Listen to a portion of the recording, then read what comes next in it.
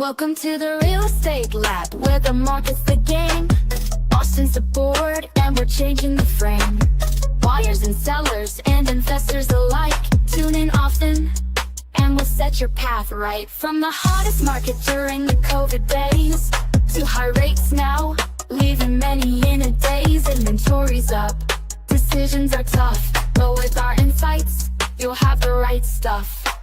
National news got you feeling unsure. We're your local source with knowledge that's pure. Austin, Daphne, and JJ too, breaking it down just for you. Relab 8's where you're guiding light, navigating Austin day and night.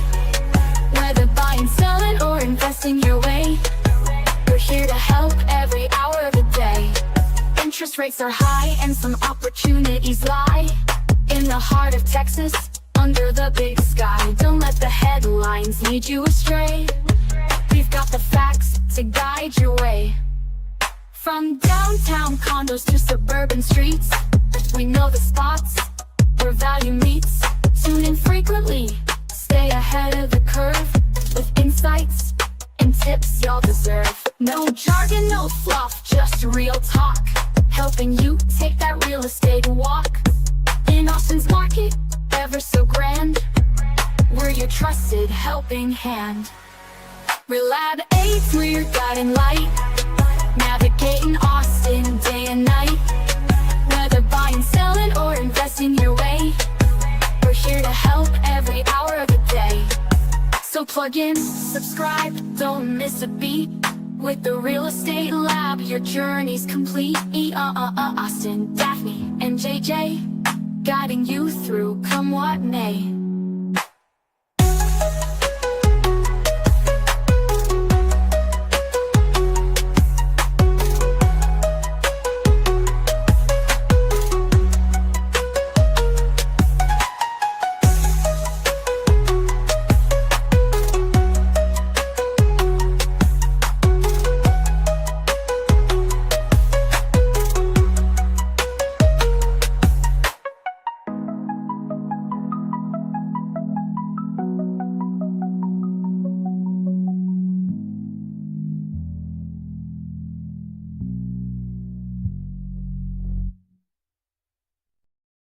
All right, so now I need to know what everybody thinks. Everybody who's watching, what do you think of the new song? Glad you're joining us on the Real Estate Lab at ATX today. You know, there have been a lot of changes over the last couple weeks, months, and I'll even say years. And I think we needed to pause and talk about like a reset, like what's happening for real in the market, what's happening in our lives, and how are our clients acting. And I think this is all stuff that you hear one thing on the news, you don't necessarily hear it unless you're in like these tight circles. And so today we wanted to focus on that kind of conversation. So JJ, Daphne, what is up? I love this new bop. Yeah, good. Yeah, how fun. Where did you, was that a song company that did that for you? No. I actually made a few of them. So you know, I teach AI apps and things like that. And so this is one of them that's really popular. It's called Suno.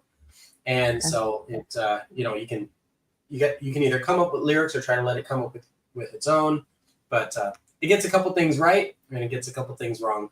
But that's the world. That's the world, right? That's our technology. That's Zillow. That's Realtor.com. That's even us as realtors as we're looking at CMAs and comps. So yeah, it's just navigating that. But it's a lot of fun. That AI is insane. I can't believe it. I can't believe I'm jamming out to it. That's what's surprising about it. Good. How's how moving beyond that? Because I like it. I like it. I'm probably going to do a couple of them in the next few episodes. But what do you think? What's been going on in your world for the market? I really, really, really want to dig into this. I'm like chomping at the bit here. Okay, so if we're looking at numbers, Yeah. listing inventory is up, days on market is increasing. So bringing it back to what's that look like for us when we're in the field, you know, that's also a lot of hesitancy. I think this is a market, and I got my license in 05, been doing sales since 2010, like 2010s.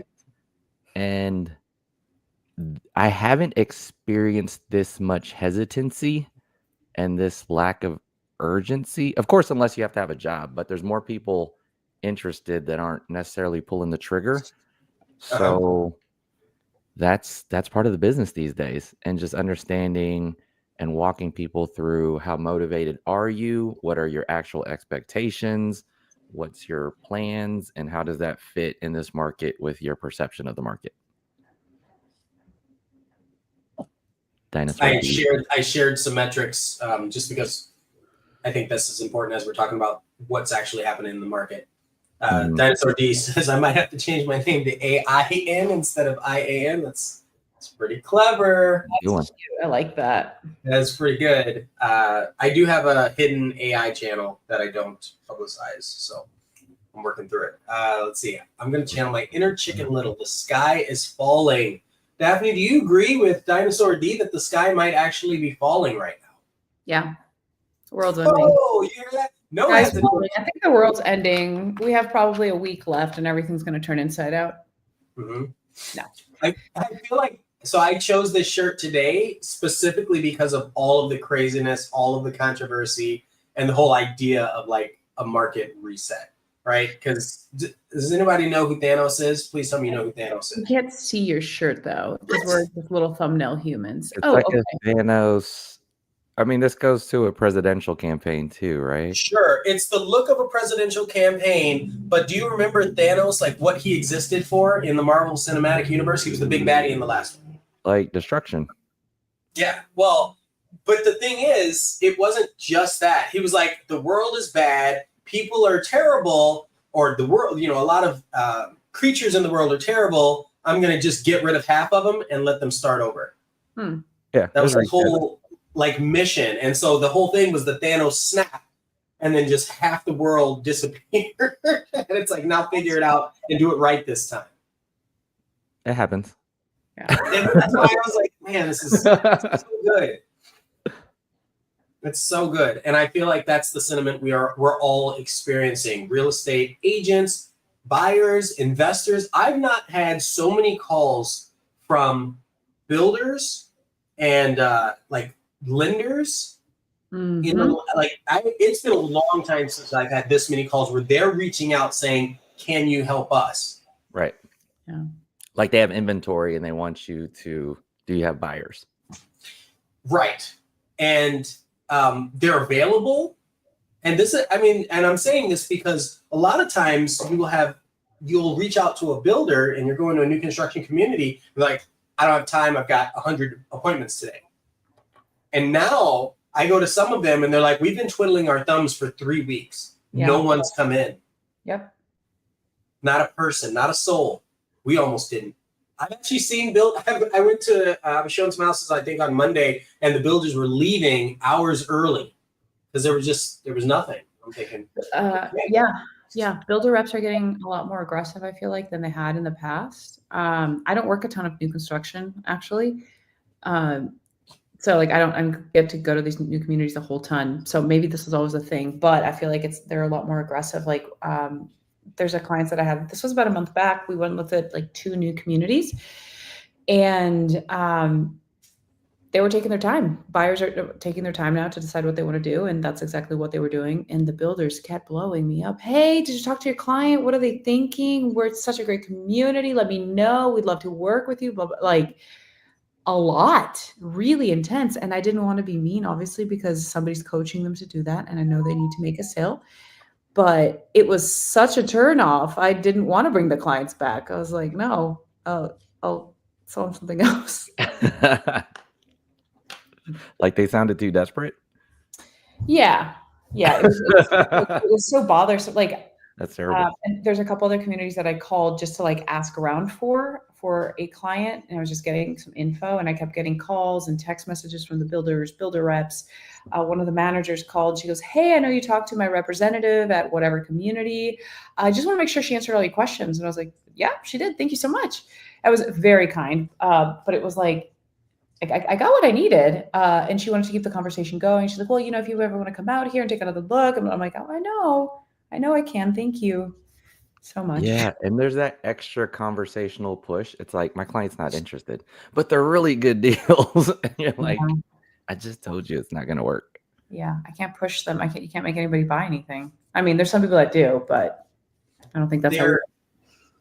It's interesting because you have these things that are good deals, but it's only a good deal if the person's ready.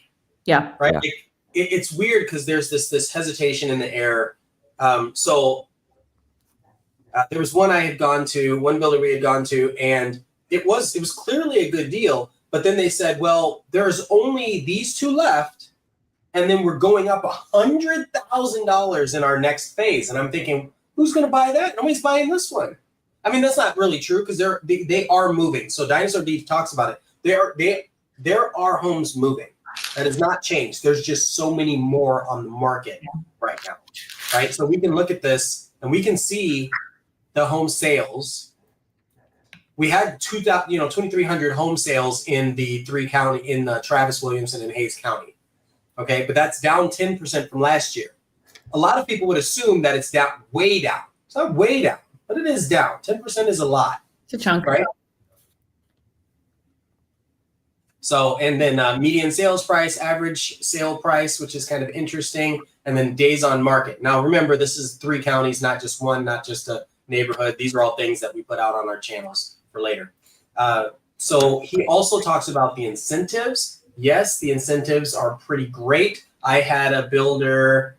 I've been touring suburbs of Austin proper. I was down in New Braunfels on Tuesday. I've got a closing in Killeen. Like, I am everywhere because we have to be at this point, right? Yeah, I probably did my biggest tour ever from San Antonio, Canyon Lake. I've never visited Rockdale, which is like 45 minutes. I've done sales in Rockdale. East of Pflugerville, Clean Cup. This is still one buyer, Limpasses. Yes. And the thing is, too, is he's commuting into Austin. So he just hits that big ring. And, with the income and the price point, that's where we're at. But that's what happens. You have people that were planning to buy, let's say a year ago or 2 years ago, and they were looking at homes and they're like, this is the home I can afford. You fast forward to today, and the home that they can afford is very different. And so they typically have to go further out. Yeah. Substantially. He's moving in from Houston. So it's just different. If your Houston area didn't skyrocket and then you're coming out here, there's a little offset of, like a real estate exchange rate of sorts. There was a builder that was doing 2% financing for 2 or 3 years. It scaled up. So 2% financing plus they had come down on the price. It was something insane, like $70,000. Yeah. And it was a great product, beautiful home. They were just trying to get rid of it so they can move on to their next. And the clients looked at it and they were like, not for me. Like, okay. Fair enough. Right? There's a builder right now that is offering low interest rates and 6 months with 0 payments. Yeah. Oh my gosh. Yes, that's a good one. Delayed payments is huge. Lower interest rates is huge. I've had an uptick, and this is kind of independent of builders. It's resale or builders. I've had an uptick in seller financing conversations and DSCR loans. So they're not even checking your credit or your income. You need money. All right. We're going to charge you more interest, but we're trying to borrow to anybody these days. That's bananas. It is. That is bananas. Yeah, that's wild. So yeah, there are a lot of incentives happening right now because they need to. And builders, there are some builders that fluctuate whether or not they want to work with real estate agents. That's always been the case. Yeah. Right now, most builders are like, oh, no. We need you. Yeah. We understand that it's not COVID anymore, and we need you. And we need you to show your clients like that we have that we are these options as well. We have these options. Relationship. That's how the relationship should be. In fact, there are a couple builders now where they've severed. how would I say this? They've severed their connection. I think we may have talked about this last week, where even their sales consultants have to partner with the realtor to sell the house. And personally, I love that. And all their homes in all of their communities are now realtor lockboxes.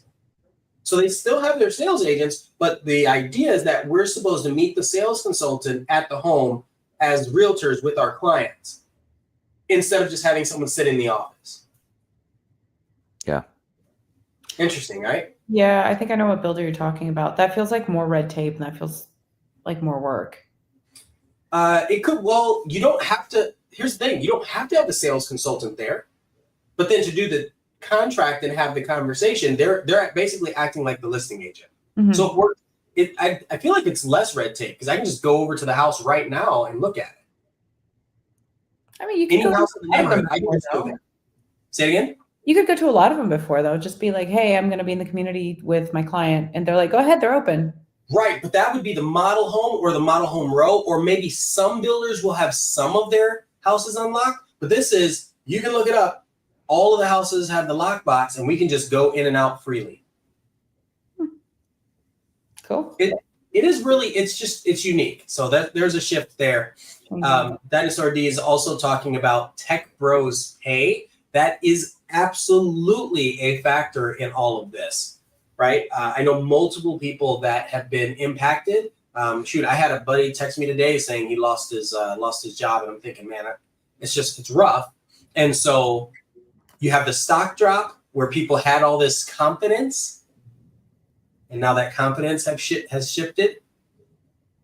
And then houses need to be affordable to them again. Did we talk about why houses aren't affordable? Did we talk about that on here? Well, not today, we have, but I think we should go over it because repetition is important, and we probably have some people listening that have not listened before. So I'll just give it like a quick summary. My thought is, because you have so many people that bought at the height of COVID or the highest prices, lowest interest rates, they are in a situation where now that they're forced to move within a 2 or 3 year period, there's no way they can recoup their money, and people don't want to walk away having to pay $30,000, $40,000, $50,000 at closing to sell their house. You're supposed to be able to sell your house and have extra money to be able to buy another house or just to, hold on to it and do something else with it. Okay. But that's not happening because people are in a position where they bought the houses at this price, and then something happened with their life where there's a loan or a change in jobs, change in family, and they didn't get to ride it out. When you buy a house, you want to be able to, in most scenarios, you want to be able to hold on to it for more than 3, 5, 7 years, right? That's how you start building your equity, unless you're making extra payments, unless that's happening. It's Even really then, hard to buy a house today Yeah. and sell it. Go ahead, I'm sorry. No, even if you're making extra payments, it's still your own money. You're just putting it away basically and getting it back. So it's not like that's cracking the code to anything. Yeah. And Yeah. also Well, and then there's I was going to say the saying, rent JJ? to price ratios don't help either out here, because the way the greater Austin area is if they were to rent it out, it would still be negative cash flow because the price was still so high and rental rates are they're going down and adjusting. That's exactly what I wanted to pull up next. And so if we're looking at our counties, let's just go Travis Williamson Hayes. Okay. 2,300 leases out here. We're actually up. More people are renting. Yeah. And median lease price. This is what matters, right? The median lease price and the average lease price between $2,150 and $2,400. So there are a lot of people that ended up getting homes, and their loans are $2,700, $2,800, $3,200, and now they need to lease it out, and this is the most they can get for that same home. Correct. That's the reality. Yes. And it's because circumstantially things have changed, and it's outside of their locus of control. Sorry, it's my dog. But it's outside of their control. Huh? It's a puppy. It's a puppy. I know. Oh, Show the puppy. Come on, Jarvis. Come on. Come on. Say hi. And one of the reasons Think for about this rent these days. happening, What do you think is happening? Huh? How do you think the interest rates are doing right now? That was close. I don't like the look on my face. It's gross. it's also the apartment complex development has been crazy out here too, which contributed to more inventory, essentially yeah. showing that MLS leases are up. So if you're driving up and down almost any popular road, you are right. There are so many new apartment multifamily starts and rental homes only, like only rental homes. So they're single family homes that are made to be rented out, and then apartment complexes that are just going up like crazy. And these are all things they had planned. They planned that for a while. But now it's like all coming to fruition at the wrong time for people who have single family homes that they're trying to rent out. Right. Well, it's not even just on the highways. Alonzo says, EOJ. What's up, Alonzo? Thanks for tuning in.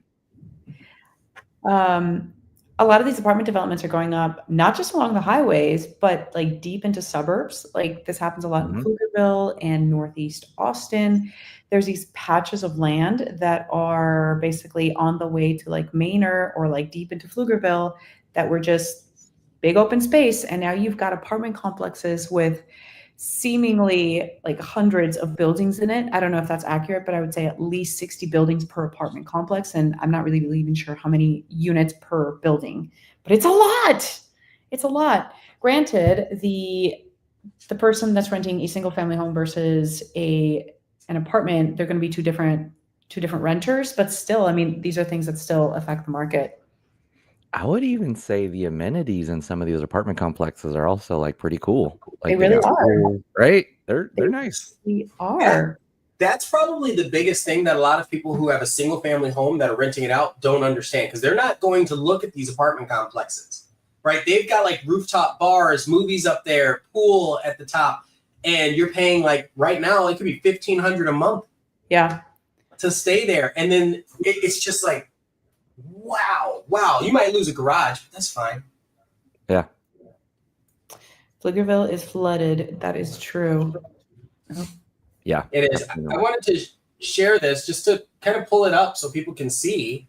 If you're looking at rents from these apartments, look, $1,200 to $2,600, $1,200 to $1,900, right? Lots of them all over, and we haven't even started hitting the suburbs yet. Yeah, this is Austin proper, looks like. Mm-hmm. Yeah, so the reason why I'm bringing this up is if you are in a situation and you're like, listen, I need to sell, there are a couple things that are really important. Not only can you list it for sale, but you can also list it for lease. Mm-hmm. So you always want to keep that in mind, and you can do them simultaneously. Right. Okay, just so you know that you can do them simultaneously. So I think that's big, because a lot of people, even when they want to lease, they're trying to make their mortgage and they're not able to get what they need to cover it today. Yeah. So I have to answer this question. Yes, I just have apartments.com up just so people can see like what some of these prices are right now. It's a pretty website. Don't worry about it. Apartments.com and homes.com.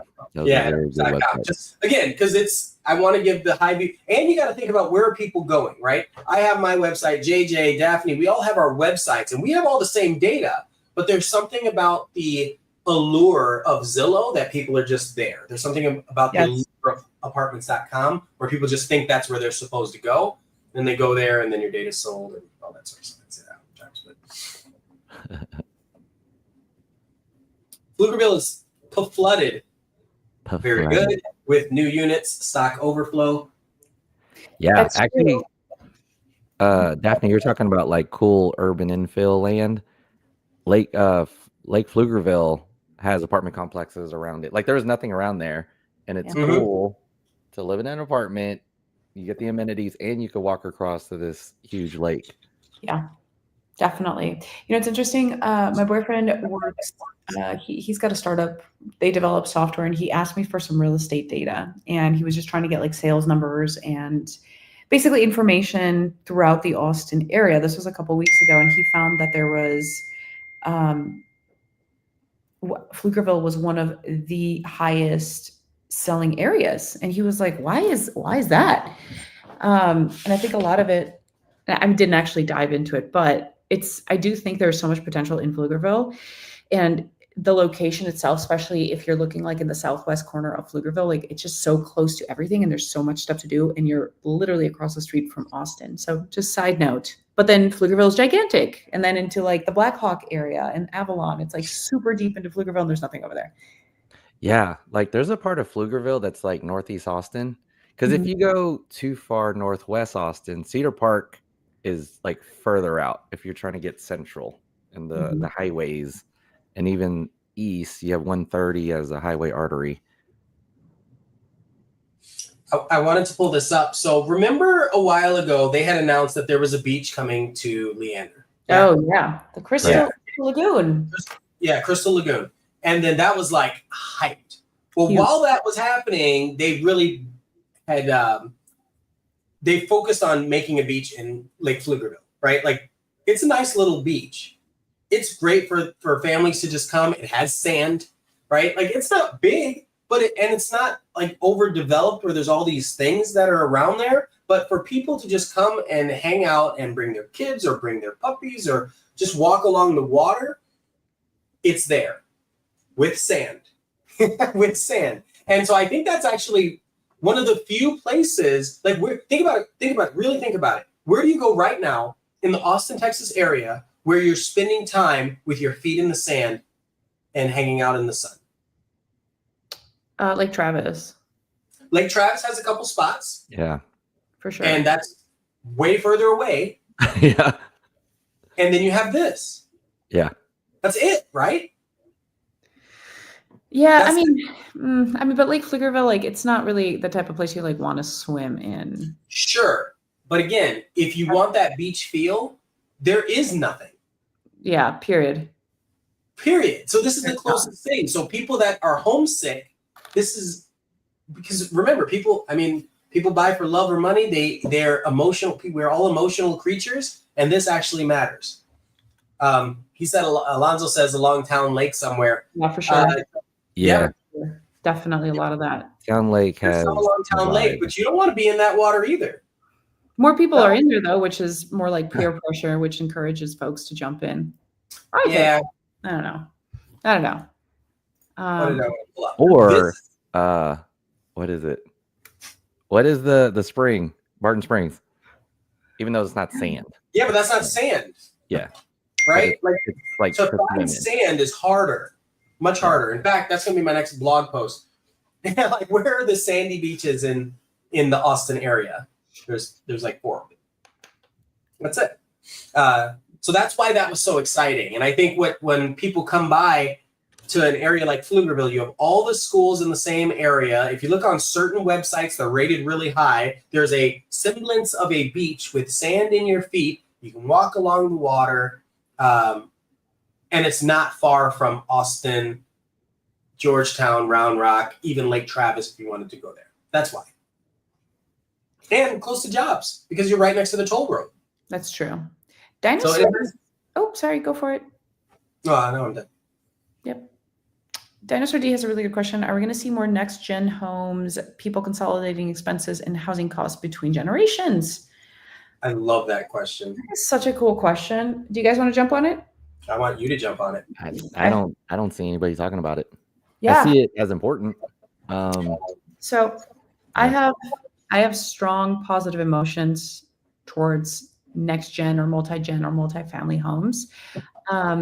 I live in a duplex that I bought and I remodeled in 2019, and it's dope. Like it's super cool. I love this setup. I could go on and on, but I won't. I've had so many clients that have said like, oh yeah, we'd be open to duplex, or we'd be open to this next gen type setup where it's a house with like a little apartment inside of it. And literally 0% ever pull through. I don't know if people are just afraid or overwhelmed because like the existing multifamily houses that we have in Austin are pretty crap. They're not well taken care of. They're all in the same neighborhood and mostly very run down.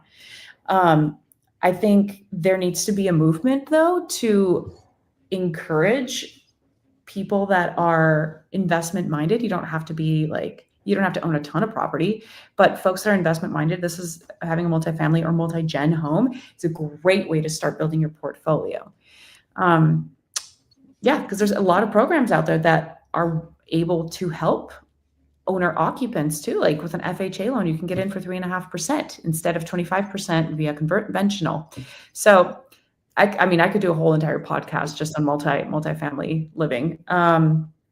However, going back to Dinosaur D's question, there's a couple builders, and I'm sure you guys have seen them, that are doing the multi-gen, but it's not like taken off the way I think one would think it would. Yeah. I do think the most practical, if we're just looking at numbers, would be the multifamily strategy. Mm-hmm. But I don't think people take financial literacy as that serious. Yes. Oh, good point. Unfortunately. Good point. Because they're going to be a little older. You also have to understand how to remodel these things and make it the way you want. Mm-hmm. And the shared wall thing. Another initiative is the ADU initiatives, which is kind of like multifamily, but the one I'm talking about is where they're allowing 3 units to be built on one piece of land, but that also is a very high level of development, permitting. Can you build with these tariffs? Is that worth an investment? Yeah. Expensive. Yeah. It's super expensive. The studio that I do all of my work out of, this is my office. This is my studio. I installed this in 2020. It's basically a high-end shed that's been totally finished out, and it's under 200 square feet, and it doesn't sit on a foundation. So it's not like a permanent structure, if you will. That only cost me like $25,000. But if I wanted to do like a true addition or a true ADU, that would easily be like low hundreds, up to more. And then you're talking about permits on top of that. And if you want to do 2 of them, it's a lot more involved than the media is letting folks to believe, I think. Yeah. It's 1,000%. I think what happened is a lot of people took case studies from like Houston and Houston, who has no zoning and they don't care. And then you go there and you're like, this is a disaster. This is all over the place. It's just dying. Sorry, so, Houston. But this, I mean, they were like, here, just do what you want. Yeah, okay. You don't have zoning. So when you have smaller cities like Austin and then a lot of the suburbs around it, they're like, yeah, we don't want to do that. How do we control the release of it? And, there's an argument to too much or too little regulation. But what we're talking about is Austin just kind of loosened the reins where we can now build more density on the same property. What was happening is people would buy houses, tear them down, and let's say it was like a 1/4 acre lot or a little bit larger, and they would stuff 2 houses on that lot. And then there were rules so in order to do that, they'd have to call it a condo, even though it was a single family home. Or if they had an attached ADU, they had to put in like a convection oven or something that just made it not a full standalone, even though it was a full standalone. And so it was these loopholes around the system. And so now, like, I actually pulled up my website. I've sold a bunch of multi-gen style homes, which is just a house with an ADU attached, which is different than like a duplex. But all of those are really good opportunities. Exactly like Daphne was saying, you can get into a home with an FHA loan. But if you have a home like this and there's just another room in the back that you can use, or if you see a lot of houses that are, they have a primary downstairs and a primary upstairs, or even 2 primaries downstairs. That's fantastic. I do agree. So for you to answer the question, Dinosaur D, I do think that is going to be a very hot topic, especially right now where you have so many people who are losing jobs or moving back in with family. And there's just a lot of relocation and a lot of consolidation of family units. You got to think, like, as people were getting money, lots and lots of money over the last few years, as there was this abundance. people were spreading their wings and diverting from their family units. And so when you're doing that, you don't necessarily need a house with an apartment because you're not thinking about mom in the moment. You're thinking about how do I grow my family? And now it's like, oh no, you gotta bring it back. I think that would be an interesting episode, actually, if we could talk about nuances of buying multi-family homes as, you guys, my brain, as an owner occupant, and how that could. Yeah, Yes. that's a good one. I think we should surf the market and like pull up Let's do that next. units. I'd love to. Yeah, we can talk about this later, but I can show So you. I meant next episode. Let's do that. Yeah. Yeah. That's like, I think the demand, the real estate owners, we have to adapt, especially in a place like Austin. That has to be like an understood strategy that multifamily play. Numerically, it works better. Numerically, it's that's the best answer. Mm-hmm. Especially, oh my gosh, especially if you're like, you've got access to a VA loan, if you're a veteran or you're retired, Mm-hmm. Somebody who's retired and you have a pension, that is absolutely the answer. Yep. Right? Or even if you're a young professional and you don't need a lot of space, but you understand that buying a home is an investment. And some people think, oh, it's going to tie me down. And I'm like, okay, but it's an investment vehicle. Mm-hmm. Just like, it's an investment vehicle, just like your 401k or whatever you're putting the money into. It's funny how something that people may feel like ties them down may actually free them up later. Yes, Correct. exactly. Something to think about. So what did Dinosaur D say? Is it possible to look up past data? Yes. What happened around the last recession if multi-gen suites sales took off? Last recession. Interesting. So I think to answer this question, I think during the last recession, if you're talking about, if for the last recession, you're talking about the 2008 to 2010, 11 era. Yeah, I If think you're so. talking about that, I don't think they had, at least in the Austin area, it wasn't the same type of multi-gen. That's more of a newer product. Yeah. With home builders. Because you got to think, Austin, Round Rock, Cedar Park, Pflugerville, a lot of these places had already built up a lot of their homes. That's why you had so many homes in the 60s, 70s, and 80s, right?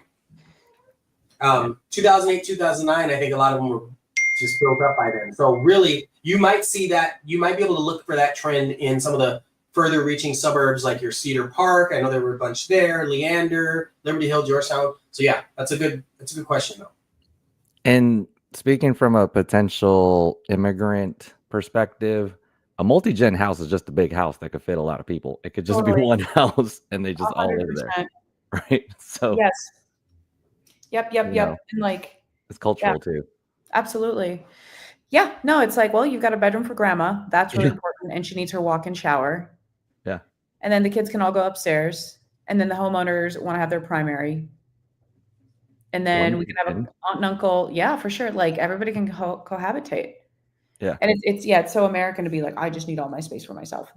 Yes. Which I understand. It is so American. This right here, this is the answer. Like this realization that at the end of the day, most people end up having to take care of their family.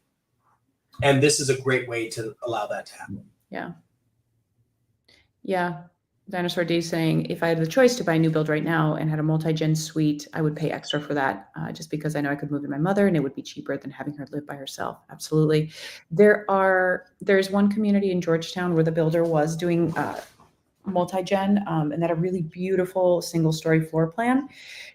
The whole house technically had 3 bedrooms, but one of those was basically a small apartment off to the side. If you look at the house, you would never know. If you look at the house from the exterior, you would have no idea. Right. You go in and it's basically 2 bedrooms in the main portion of the home and then another bedroom with a whole private bathroom, laundry, kitchen, and all that to the side. Would you think your modular build counts as a next gen strategy? Multi-gen? Not if it's like a standard single family. Like, could you put like a bed in there and then call it a room? Oh, my office? Yeah, your modular, like. That was the idea originally. Yeah, I could. I'll show it to you guys. Ooh, property tour. Yeah, Ooh, tour. it's a little bit of a mess right now, but so there's a loft upstairs. Yeah. This is just under 200 square feet, give or take. Sorry. You could Put a definitely mattress up there, and then like you got to jump and dive. Yes. stairs. It's fine. It's fine. A little ladder that slides. The idea was to build stairs here and do storage under Mhm. that, and a little bathroom under there, and then like a kitchen here where the Yep. black wall with decor is, and then like a living space over here. Why didn't Yeah, you this do was They the got the mini split in the back. Mini split, so you got AC. Did you talk about like plumbing? Yeah, that was the main hurdle because it was going to be complicated and expensive to do that. I still could. You could do an RV toilet. Yeah, Toilet, actually, a wet bath. I had a contractor that I was working with pretty closely, and he is undocumented, and he needed a place to live. See. And he was back here doing some work at the house, and he goes, "What's that shed thing?" And I'm like, "That's my office." He goes, "Do you want to rent it?" And I was like, "Well, it doesn't have plumbing." He goes, "I'll do your plumbing for free if you let me stay there for cheap." And I'm like, this is my studio. Like, this is where I do all my YouTube. This is where I have my client meetings. Like, no, Yeah, but it's a good idea. Yeah. not a bad And idea. so for people out there, Strategy. that's exactly it right there. We have to I get love creative in this city now. It's just one of those things. And I wanted to answer this question for Dinosaur D as well. Could you Airbnb out the next gen suite? Let's break it apart right there. It depends on if the neighborhood HOA will allow that to happen. So if there's an HOA in some of these new construction subdivisions, they generally do not like it. There are a handful that are like, yeah, sure, go ahead. Okay. The other side of that is you're supposed to submit for a permit to be able to do this, and a lot of people just don't. And so there are a lot of things that are happening that shouldn't be happening, which live and let live. But what ends up transpiring is that if one neighbor gets upset because they hear a party going on and they call, now you're in a bad situation, right? Because now you're running an illegal Airbnb in that scenario. So there's ways around it, sort of legally, right? Like if you're doing 30-day rental or longer, Yes. Dinosaur D, right? You don't need a permit. I do midterm rentals, and I have very strict rules, and I have people checking in on the property often. Where is it going with this? So could you, Midterm. kind of like Ian said, sort of depends on the HOA, but yeah, you could. Yeah, the longer the lease, the more likely they'll allow it. Yeah, the more leniency. So yeah, I mean, you have to think about what does the neighborhood want, right? Is the neighborhood comprised of a bunch of homeowners or is it a bunch of renters, or is it, people that have no idea yet? So that's really what we're trying to find out.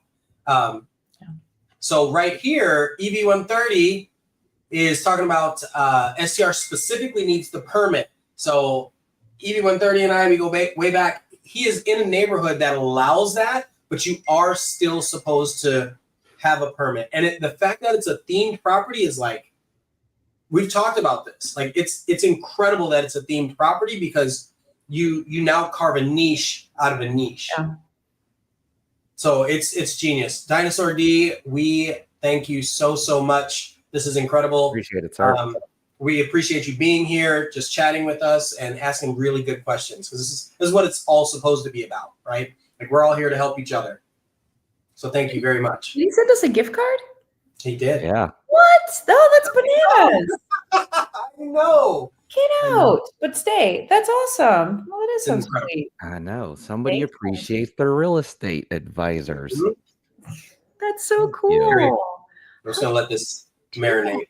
Yeah. So cool. What'd you say? I said I'm just gonna let it marinate for a minute. That's very cool. Very, very cool. So I'm gonna kind. pull this up while we're.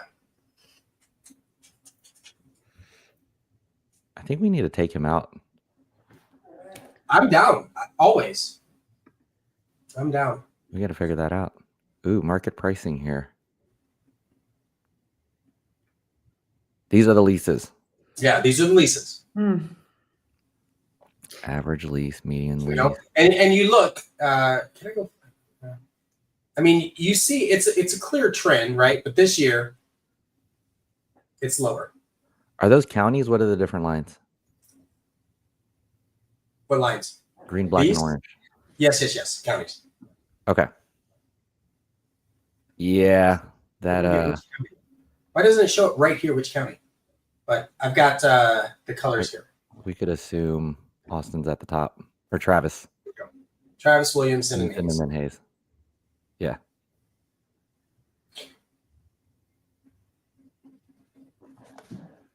Wow. Kind of coming back a little bit. Might be. You think so?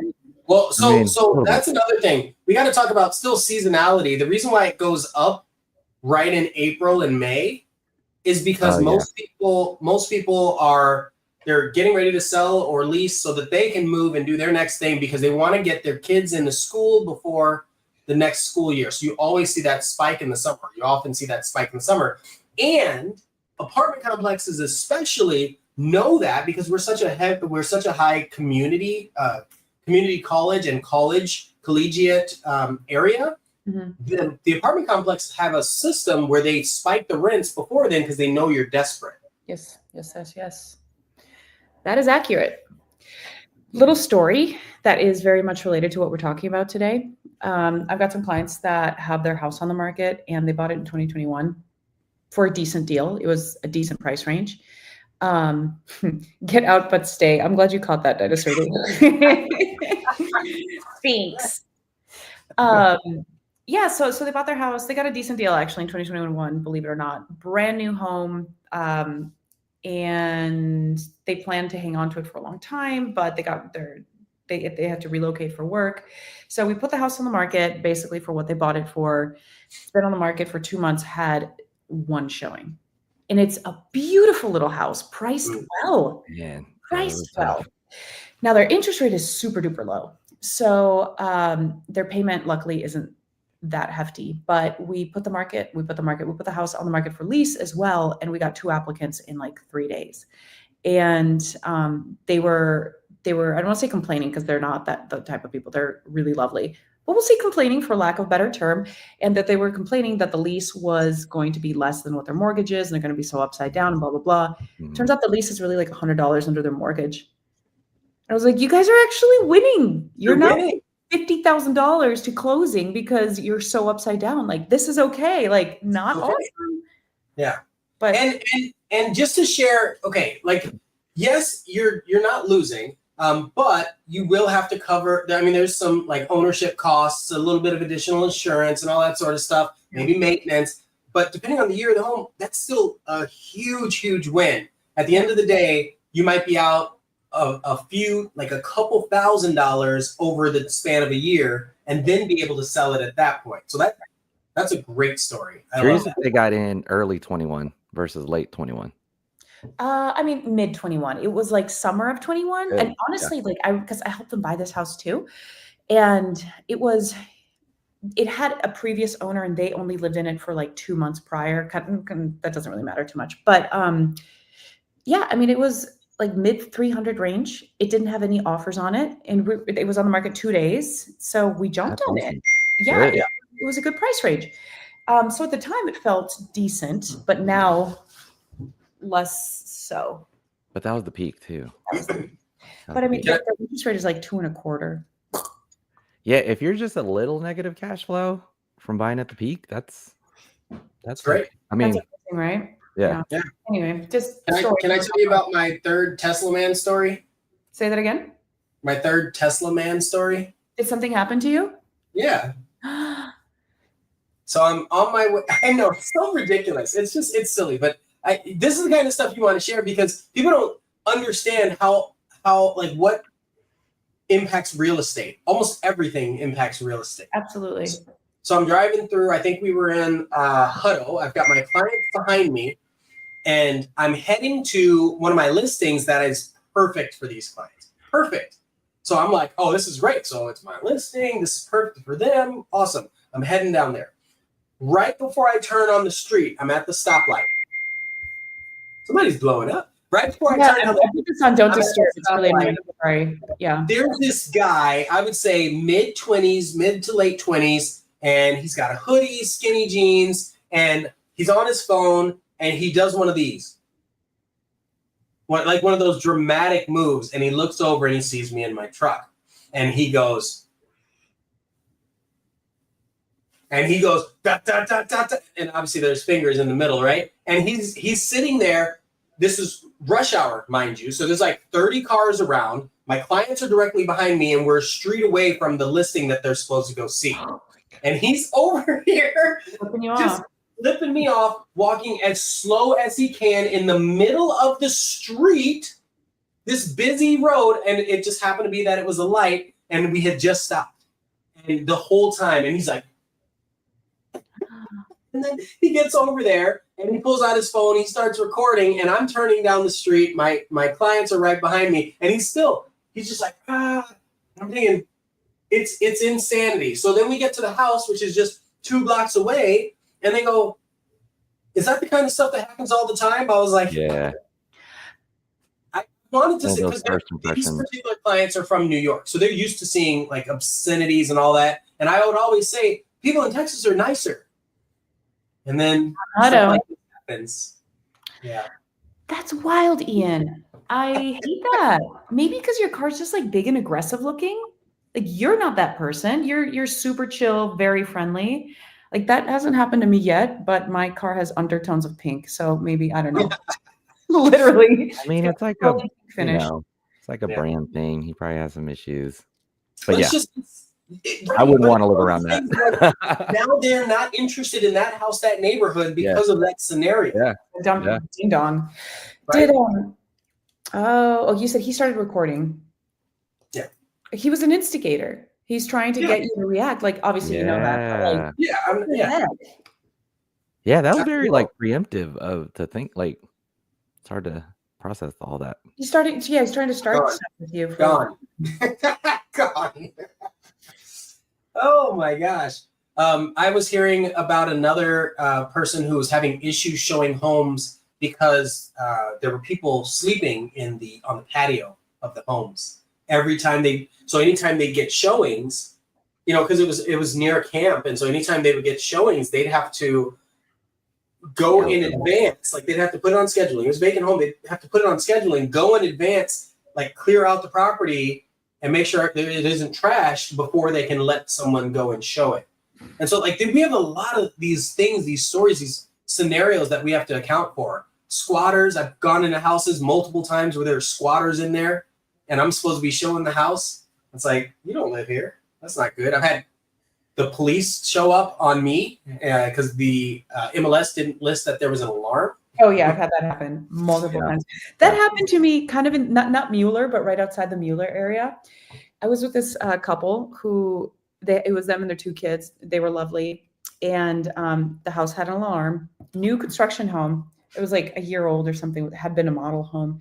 And we walk in and the alarm starts going off, and I'm like looking through MLS frantically looking for this code, and I put in the code. It doesn't do anything. I have the clients leave, like go outside, I put in the code again, and then it calms down. But by that time, they've already called the police. So we're in the house looking at it, and then we get this knock on the door, and there's these 2 police gals, and they're so cute and like so pretty and put together with makeup and their hairs. And I was like, y'all are really pretty. Like what? And they had their police outfits on. I was like, you're making me nervous. And they were so sweet. They were like, everything okay in here? And I was like, yeah, I'm the dumb realtor that didn't know the code. I've had both of those happen. Showed a house, alarm came on, cops came, and I've had a listing off of South Lamar, like you could like blocks away from South Lamar. And one day I walk in and there's squatter stuff. There's a beanbag in the middle of the living room in a vacant house, and trash bags and food everywhere. And we had to clean it out. It was kind of scary. He came in through the back primary window. Hands. Yeah. That's actually really important. If you are listing your home right now or thinking about listing your home, it's really important that you think about how your if you have a patio, how that locks, and maybe even getting a separate security bar or something like that, just in case, because that's the kind of stuff agents especially, and this is not to say anything bad about agents, but sometimes we'll have keys in our pocket and we walk away. Sometimes the back door, we have to double and triple check these things. Yes. Sometimes our clients will open it as we're walking out, and we won't even know that they went and opened it. Yeah. And so just having that is really good. Also having a spare key near the home, hidden in one of those like hide-a-rocks, something like that. There are all sorts of things that you can do. Yeah. I just got another one as I was talking about it earlier. Another offer on my home that's like seller financing. I've got so many of those coming in. We want to buy it. Here's our offer. Seller That's so financing. interesting. That is so interesting. I've had probably 5 this week. It's insane. I think the market lends itself to that. There's equity. There's people that are looking to move. People want Austin. You could get creative. Yeah. All right. I mean, this is good. I do want to make this last comment about Dinosaur D. I think this was a political statement. Yes. Yes, very much so. Elon. So the sentiment is there are a lot of people that are torn with whatever Elon is doing with President Donald Trump. And I understand. However, you got to realize that Tesla is the most American-made vehicle made 30 minutes right here from, right here in Austin, Texas. And, it's impacting people within a 30-minute radius in a big way. Austin has the largest Tesla orchards, I think, in the US. We grow them here.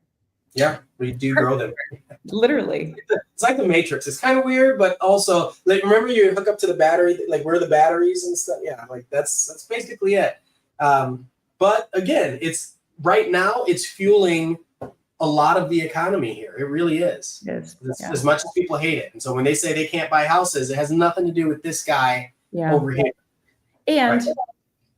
kind of last time, we got our cars prior to him going completely. Oh yeah. The I've been ledge. driving one for 5 years. Best car I've ever owned. I've owned 35 cars, motorcycles and cars. Yeah, Here's they're another amazing. headline. Yeah, they're amazing. Did you see the Bastrop headline? No. When was that? Another SpaceX facility coming to Bastrop. 400 Good. jobs. See, 400. That's what I'm saying. Like, people are hating for the wrong thing. Listen, okay, hold on. Oh, okay. So EV130, yes, 87% of Tesla car parts are American made. Aaron's over here talking about hating on full self-driving. It drove me to get my haircut yesterday. I was like, okay. And I'm sitting here, chill. You can't hate on something. Imagine when you can do your entire job without having to worry about other people. Like, it's having a driver. Yeah. Now, is it dangerous? I don't know. I think it's less dangerous than people on their cell phones.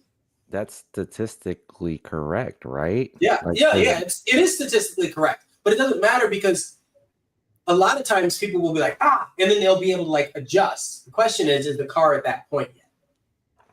Here's another couple Bastrop headlines. Bastrop facility will become the largest printed circuit board and panel level packaging facility in North America. And SpaceX was awarded $17.3 million grant from Texas Semiconductor Innovation Fund for new facility in Bastrop. So another facility?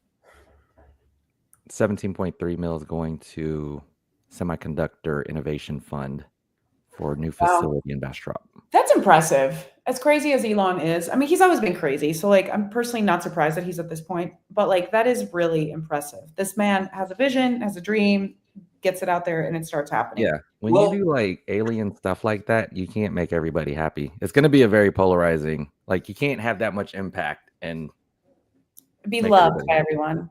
Yeah. We were at, we went and saw a comedy show last weekend, and, I've seen the Waymo cars drive around, but I had never seen it in such congestion. Oh, yeah. And so I'm watching these cars that are basically trying to park in these or drop people off in these parking garages in insane traffic. Nobody's in them. Like, nobody's driving. And I'm like, it's impressive. And even if it isn't, it's already happening. It's one of those things that it's like it's going to happen. So you almost want to like pay closer attention to it. So, and because the more you learn, the more you can, be prepared for it. Yeah. Yeah, sometimes I feel like we need to have more AI education, especially in this city, to understand the economics. I feel like we're in this like time warp. Like I wake up every morning like I can't believe AI is doing so much stuff for me today. Oh, yeah. Yeah. Yeah. I get it. Yep. Do you see the Boston Dynamics robot that's doing like kung fu and flips and it's pretty I crazy. can't tell what's a deep fake robot or like a real robot I'm watching anymore. I don't even know. But yeah, it's wild. AI education. Yeah. See, Aaron, you're an outlier in the AI conversation just because of your level of knowledge and depth. Because he says he works with it every day, about 8 hours a day. It's awful, and I hear people saying that. But when you can take a picture and have it describe this picture for you, and in a way that kind of combines a lot of the human language. It's so cool to see that, especially if you're just trying to come up with an MLS description or an Instagram post. You're using it at a completely different level than other people. Yeah, Aaron's in tune. 0 successes. Keep going. There are use cases. Yeah. Oh my gosh. OpenAI, like the Chat GPT company, just announced, I think Sam Altman just put out an article saying that he's going to move to more AI agents solely instead of employees or something like that. There was something about less employees, more AI running the AI company. And I'm like, The agent, quote unquote, AI agent is an up and coming term too. 36 million attempts to do what? Don't answer that. Yeah, it sounds like something's about to. That's interesting to do that many attempts. I'm kind of. Yep. But yeah, I'm curious what the attempts are. Are they like attempting to make like a human embryo with AI, or are they attempting Oh gosh, let's talk about CRISPR. Let's not talk about I CRISPR. don't even know what that is.